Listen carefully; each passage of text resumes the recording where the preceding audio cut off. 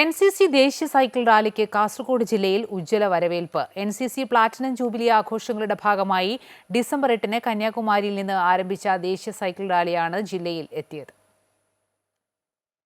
ഗുജറാത്ത് ഡയറക്ടറേറ്റിലെ 14 വനിതാ കേഡറ്റുകൾ ഉൾപ്പെടെ 22 അംഗങ്ങളാണ് NCC ദേശീയ സൈക്കിൾ റാലിയിൽ അണിനിരക്കുന്നത്. 42 ദിവസം കൊണ്ട് 3232 കിലോമീറ്റർ സഞ്ചരിച്ച് സൈക്കിൾ റാലി ന്യൂഡൽഹിയിൽ സമാപിക്കും. സമാപന പരിപാടിയിൽ പ്രധാനമന്ത്രി നരേന്ദ്രമോദി പങ്കെടുക്കും. ശനിയാഴ്ച രാവിലെ 6 മണിക്ക് ഏഴിമല നാവിക അക്കാദമിയിൽ നിന്ന് പുറപ്പെട്ട സൈക്കിൾ റാലി 9 മണിയോടെ കാസർഗോട്ടെത്തി. സ്ത്രീ ശക്തി പ്രതീകമായി മഹിളാ ശക്തി കാ അഭേദ്യ സഫർ എന്ന ആശയവുമായാണ് ദേശീയ NCC സൈക്കിൾ റാലി നടന്നു വരുന്നത്.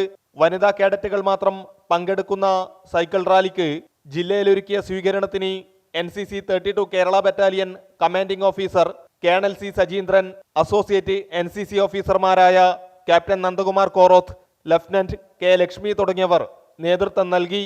അമൃത ന്യൂസ്, കാസർഗോഡ്.